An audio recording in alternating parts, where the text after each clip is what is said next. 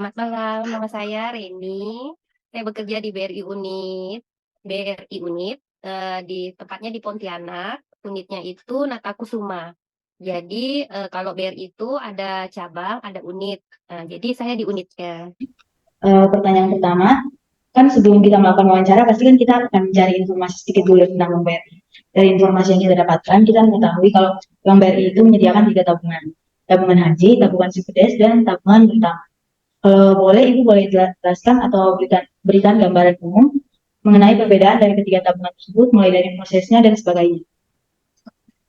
Oh, kalau tiga tabungan itu diperuntukkan itu ada Britama, Simpedes, tabungan haji. Kalau Britama itu eh, dia lebih ke cabang. Jadi BRI itu ada yang pertama dibilang ada dua, yaitu cabang sama unit. Yang pertama kalau cabang itu mereka lebih fokusnya ke Britama.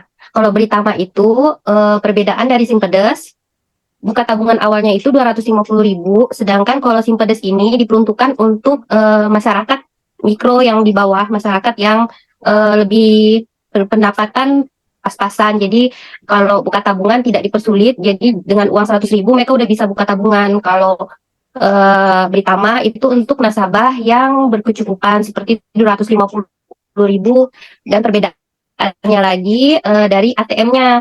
ATM-nya itu berbeda antara Britama dan Simpedes. Terus kalau Britama itu ada asuransinya, kalau Simpedes tidak ada asuransinya. Britama itu terbagi lagi ada empat, Simpedes juga terbagi lagi juga ada empat bagian. Kalau Britama itu terbagi lagi menjadi empat bagian, yaitu Britama Bisnis, Britama TKI, Britama Rencana, sama Britama Mitra. Kalau Simpedes itu juga terbagi jadi Simpedes Utama, Simpedes TKI, Simpedes Biasa, sama Simpedes Kerjasama. Kalau Simpedes TKI itu khususnya untuk masyarakat yang sedang kerja ke luar negeri. Kalau Simpedes Kerjasama itu khusus untuk seperti kerjasama BRI dengan pemerintah.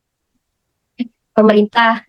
Jadi kayak seperti bantuan dari pemerintah. Atas jawaban atas pertanyaan yang pertama. Untuk pertanyaan kedua, apa sih perbedaan antara deposito dan tabungan? Dan apa sih yang membedakan deposito di Bank BRI dengan di bank lainnya? Oh, kalau deposito dengan tabungan itu bedanya itu, kalau deposito ya ada jangka waktunya. Jadi kalau umpamanya kita nabung deposito itu dari 5 juta rupiah sampai kelipatannya terserah mau berapa.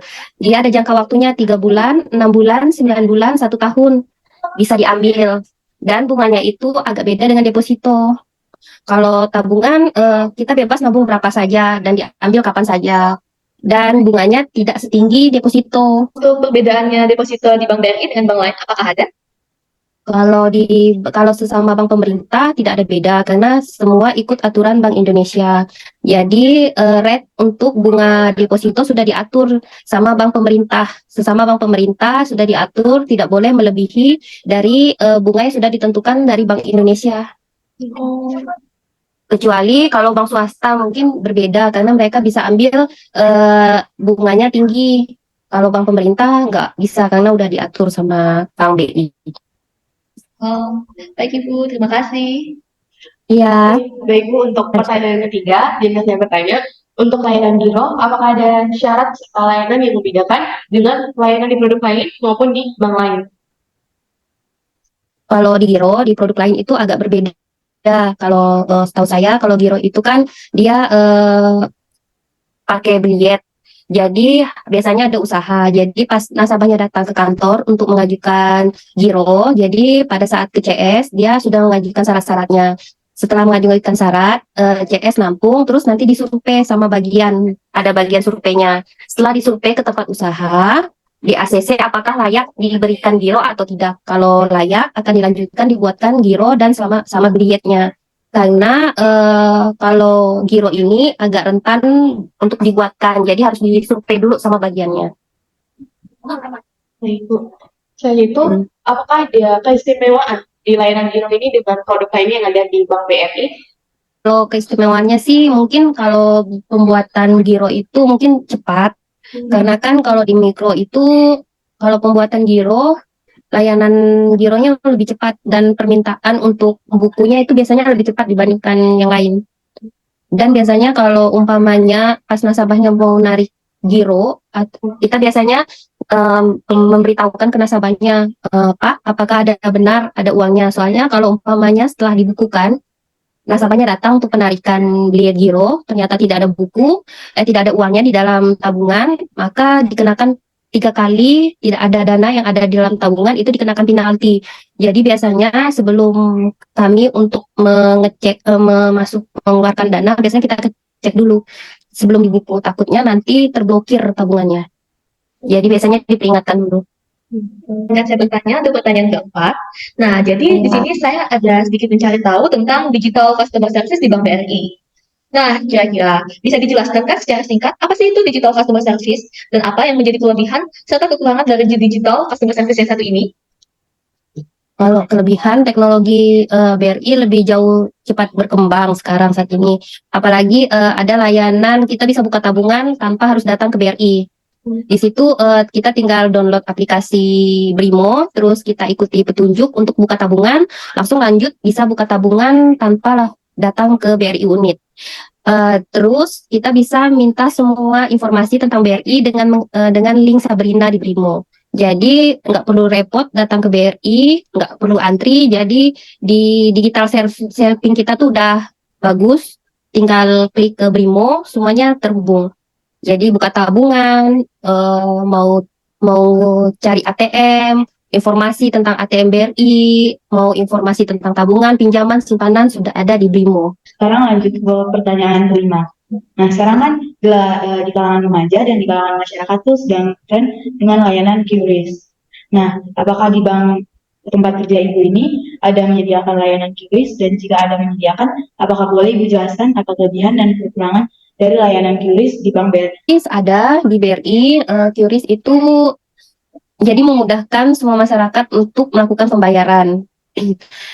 Kalau keuntungan di BRI, pertama QRIS-nya itu QRIS itu kan pakai barcode, pakai scan kan. Jadi kalau nasabahnya, penjualnya itu pas orangnya scan langsung dapat notifikasi. Jadi dia nggak perlu ngecek notifikasi dari HP-nya, langsung muncul uang masuk sekian. Jadi nasabahnya nggak perlu langsung cek saldo atau apa. Itu kemudahannya. Terus yang kedua di BRI itu ada 4 kali notifikasi, 4 kali notifikasi dana masuk.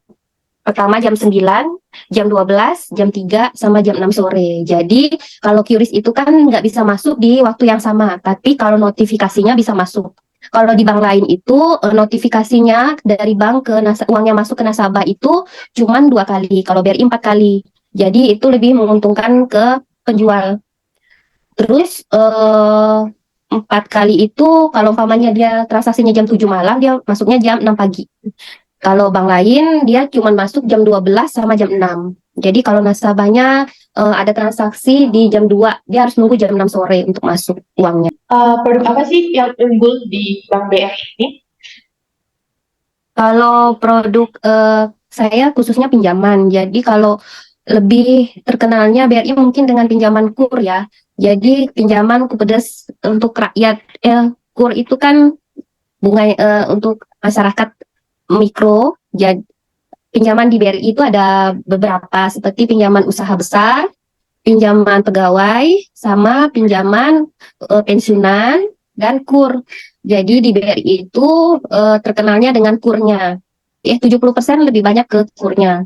Jadi kalau umpamanya kenapa diunggulkannya KUR? Karena KUR adalah salah satu program pemerintah dengan bunga rendah untuk masyarakat.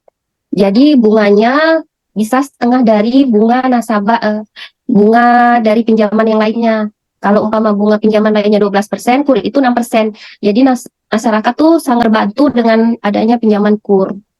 Jadi maka rata-rata masyarakat pada bakalan kalau tanya BRI pasti mereka tahu bakalan pasti pinjamannya pinjaman KUR.